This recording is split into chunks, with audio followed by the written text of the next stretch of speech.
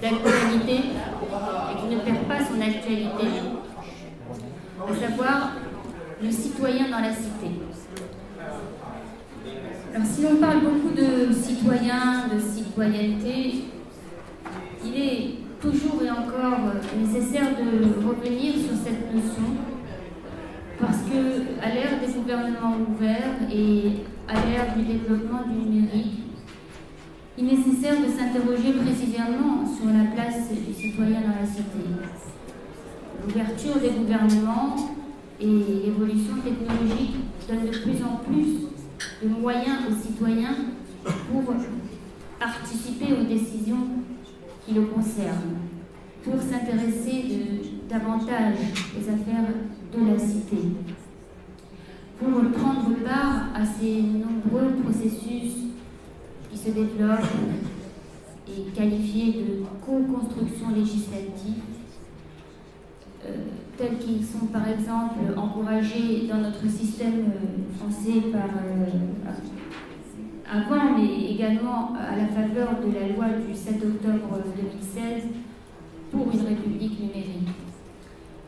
De plus en plus, le citoyen est intéressé à prendre part aux décisions qui le concernent, parce qu'il a plus de moyens pour le faire, parce que le contexte dans lequel il vit l'encourage à le faire. Néanmoins, cette thématique du citoyen dans la cité révèle tout de même des paradoxes importants qu'il nous appartient d'analyser, de réfléchir, et sur lesquels il faut réfléchir, tel que nous allons le faire cet après-midi. Parce que, alors que je viens de vous dire que le citoyen a de plus en plus de moyens pour participer aux consultations, pour participer aux affaires de la cité, aux décisions qui le concernent, dans le même temps, on va remettre en cause cette participation. On va parler de crise de représentativité, de citoyens qui désertent les urnes, de citoyens qui perdent confiance vis-à-vis de leur gouvernement. Cela a quelque chose de paradoxal sur lequel il est nécessaire de s'interroger à l'ère précisément des gouvernements ouverts et du numérique. J'ai dans cette table consacrée aux citoyens dans la cité un certain nombre d'intervenants qui vont nécessairement traiter de ces problématiques. Je vais commencer par donner la parole à M. Alfredo Altier, président de l'Accademia Paulista de Direito du Brésil, et qui va traiter du droit et développement, politique publique, participation publique et cycle de partenariat de coopération. Monsieur, vous avez la parole, je vous en prie. Vous disposez d'environ une dizaine de minutes pour vous exposer vos propos. Et j'essaye de mener les débats aussi efficacement que possible, de façon à ce que vous ayez un débat avec la salle à la fin. Je vous en prie. Merci, professeur Ouadana. C'est vraiment un plaisir d'être ici à l'Université de Paris. Et je me sens très honoré de participer avec mes collègues ici de cette table. Je vais parler peut-être en mauvais français, je m'excuse, je demande des excuses d'abord, sur la relation entre la nouvelle citoyenneté et les instruments juridiques qu'on peut concevoir pour achever une nouvelle vision, une nouvelle vue de la ville et de la citoyenneté. Bon, je vais lire. L'art est le moyen par lequel on fait exprimer ce que la société n'arrive pas à exprimer, n'ose pas à exprimer. C'était donc dans une œuvre d'art, la tragédie d'Eschyle, Les femmes suppliantes, que le mot démocratie apparaît pour la première fois dans l'histoire des êtres humains. C'est-à-dire que pour la première fois, le peuple a été lié au pouvoir. Il est devenu l'artefact du pouvoir. Le peuple peut faire des choses parce qu'il s'engage à construire un espace, l'agora, et une forme d'interaction performatique, l'assemblée, l'ecclésia, pour décider les choses qui l'intéressent, qui lui plaisent. C'est-à-dire donc que la démocratie est en même temps cet espace et cette forme d'expression des désirs communs publics. C'est aussi dans le théâtre, dans la trilogie Orestie du même auteur, que l'idée d'un tribunal public a été conçue pour succéder au jugement privé. Et dans le même théâtre, que le processus public du jugement a été narré par Sophocle dans l'Œdipus Basileus, l'Œdipus roi. L'art rencontre la ville et découvre, invente des idées de citoyenneté et de justice. L'art, donc, est lié à la politique et au droit. Pendant ces jours, nous avons appris et discuté beaucoup sur l'idée et les expériences de l'accès du public aux informations, l'idée de transparence, du e-government, du open data, la neutralité, des protections aux consommateurs et ainsi la critique sur ces sujets. Je propose alors l'idée du droit, l'idée d'un droit, mais en prenant les modèles de l'art, les modèles d'une œuvre d'art. Qu'il soit ce droit capable d'apprentissage. Et l'idée du gouvernement comme une voie à double sens qui donne espace non seulement à l'expression de la voix du gouvernement, mais plutôt à la voix du peuple. Hier, ici à la Sorbonne, qui nous inspire toujours, j'ai eu l'opportunité de dire que l'idée de transparence est dangereuse, exactement parce qu'elle peut être conçue comme une rue à double sens. La transparence peut servir à l'observation du gouvernement par les peuples, mais elle peut aussi servir comme un instrument du contrôle du peuple par le gouvernement ou par le pouvoir. Par exemple, dans l'idée de panopticon de Bentham, reproduit aujourd'hui par les caméras de sécurité qu'on peut rencontrer dans tous les espaces publics et privés. Et comment pouvons-nous attendre cette idée du droit que j'appelle le droit apprentissage, un droit qui est en même temps éducateur et apprenti.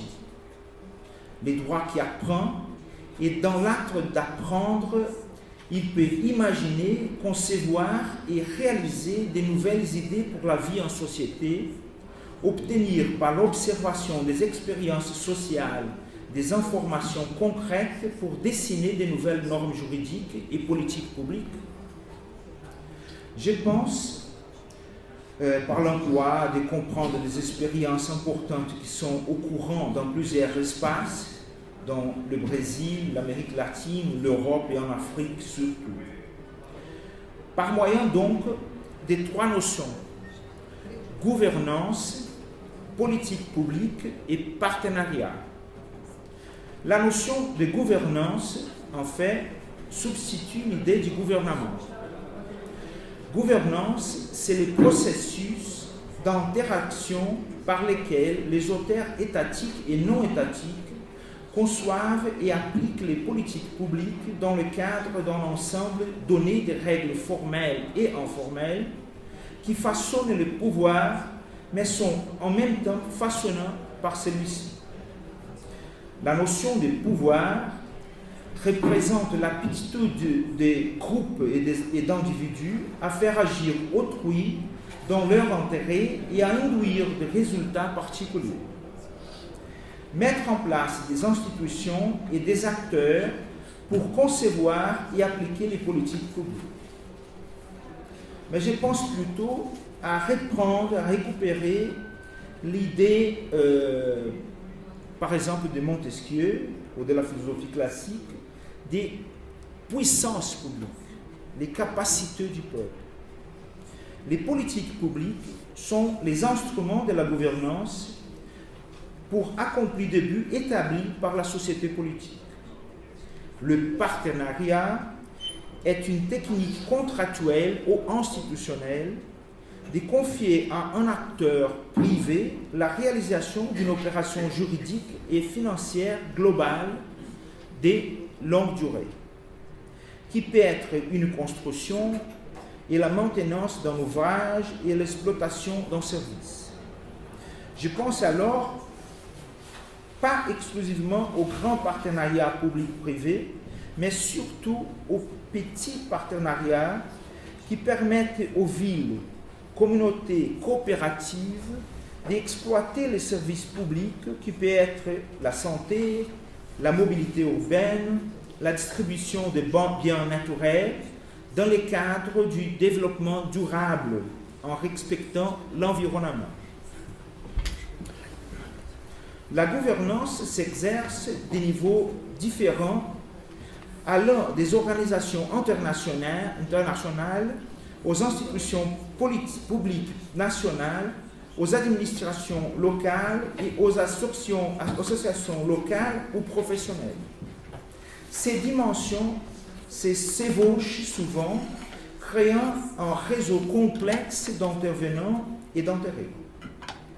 L'objet de la gouvernance sont sécurité, les objets de la gouvernance sont sécurité, confiance, croissance et équité. Les facteurs qui déterminent l'efficacité des politiques publiques sont l'engagement, la coordination et la coopération.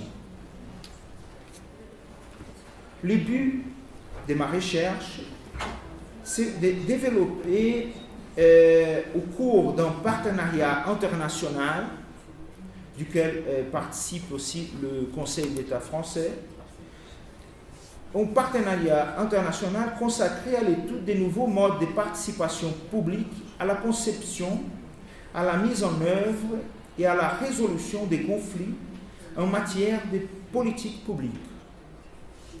Il est basé sur des expériences développées principalement au Brésil, mais aussi dans d'autres pays latino-américains, africains et européens qui tendent à attirer l'attention sur de nouvelles conceptions du développement durable, à la conception de nouveaux outils juridiques, afin de fournir de nouvelles méthodes de régulation.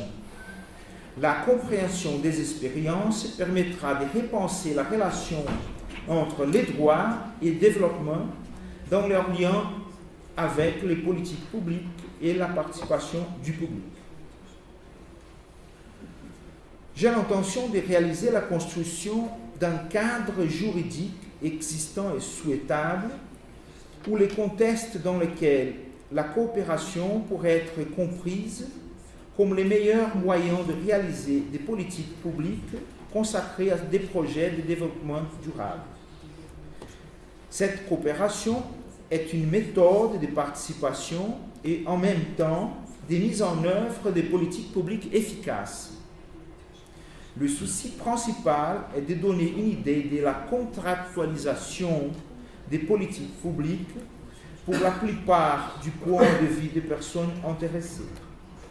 Quel mode de contrat est idéal pour le développement d'une nouvelle méthode de mise en œuvre des politiques publiques? Ça, c'est aussi objet de mon travail à l'UNCITRAL, l'organisme des Nations Unies, qui est dédié à la conception de nouvelles règles internationales pour les commerces internationaux. Il y a plusieurs conceptions de participation. Il y a les conceptions procédurales et substantielles, et les conséquences et les conflits découlant des choix de chacune d'elles sont extrêmement importants. Cela pourrait être utile pour comprendre les différences des conceptions du droit lui-même vis-à-vis du processus social dans lequel il intervient. Parfois, le droit ne vient que pour fournir des solutions aux conflits et aux controverses découlant des différentes perspectives et interprétations au sujet de ces commandements ou de ces dispositions. Cela se produira surtout dans les sociétés qui ont atteint un certain degré de stabilité. Cependant, le plus souvent, le droit ne fonctionnera pas comme un simple instrument de résolution des conflits au moyen de l'imposition de règles préalablement convenues. Il assumera la fonction d'un inducteur, ce qui devra générer un certain résultat. Dans le dernier cas, il est pensé, il est conçu comme un instrument pour déterminer la conception de la société. Il apporte avec lui la force de la société et les attributs d'un argument légal faisant autorité. Le droit induit un nouveau comportement pressant ce sujet de transformer la configuration des choses et la conception des circonstances qu'ils sont habitués à accepter. Les rôles d'un instrument de changement social contredirait néanmoins la conception de la participation. En même temps, il proposera un défi à l'idée de la primauté du droit. Le droit n'est pas seulement un appareil public passif pour résoudre les problèmes, basé sur les décisions prises par la société sur la meilleure façon de vivre ensemble. Un dispositif qui maintient les choses dans une position stable, donc l'image de la balance, qui mesure au moyen d'une force antagoniste qui donne la régularité s'opposant à un obstacle à la prédominance de l'une des échelles, assurant l'égalité par la stabilité. De façon très paradoxale, la société transfère au droit le pouvoir de dépasser les cadres qui cimentaient depuis longtemps la vie de ses membres. Les citoyens décident que leur moyen de vie n'est plus acceptable. Les prérequis qu'ils ont fixés par leur mode de vie normal ou traditionnel ne sont plus satisfaisants. Ils ont besoin de changer et ils donnent au droit la tâche d'induire ces changements. Dans la plupart des cas, les conflits et les demandes de certaines parties de la société mènent à une décision apparemment contradictoire qui transformera la société d'une manière imprévisible. Nonobstant, la source de la décision, le changement, sera finalement considéré par les moins à majorité comme un avantage pour tous. Notre temps est un temps de changement. Les sources et les défis du changement viennent de tous les côtés, de la nature et de la culture, de l'environnement et du peuple. La voie a été utilisée pour approcher et résoudre des problèmes devenus insuffisants. Les chercheurs, les experts, les gouvernements, les juges, les entrepreneurs ne peuvent plus prendre des décisions sans prendre en considération les nombres croissants de variables impliquées. Le facteur le plus important n'est plus l'être humain fictif. L'être humain fictif, les passions, les intérêts, les raisons concrètes et complexes naissent de la multitude des autres. Les problèmes d'environnement et de développement sont de nature internationale. Ainsi, seul un partenariat international sera capable de fournir non seulement la compréhension de ces questions, mais surtout de résoudre les problèmes qui se posent dans différents contextes. Au début, j'ai parlé de l'art comme expression des expériences sociales, expériences lesquelles la société refuse à nommer ou n'arrive pas à comprendre entièrement et ne sait pas nommer. La tragédie a nommé la démocratie comme participation du peuple au pouvoir. Aujourd'hui, l'art n'est plus fermé dans l'espace du théâtre, de la représentation. L'art est performé dans tous les espaces et s'exprime dans l'œuvre des collectifs d'artistes bien près du peuple, dans le mouvement Occupy, dans les performances au lieu public. L'art donne voix aux expériences de participation concrètes qu'on voit aujourd'hui. Dans mon travail de recherche, j'essaye de comprendre ces expériences et de concevoir des moyens pour leur donner la forme de nouvelles démocraties. Les principaux moyens, c'est les droits que j'appelle les droits apprentissage, de learning law. Ces instruments sont la gouvernance, les politiques publiques et les partenariats. Il faut jouer avec ces instruments dans le sens que les enfants, les artistes, les êtres humains jouent ou peuvent être conçus comme homo ludens. Jouer avec les mots liberté, égalité, solidarité ou fraternité, sororité, pour reconnaître et inventer de nouvelles formes de démocratie. Merci bien.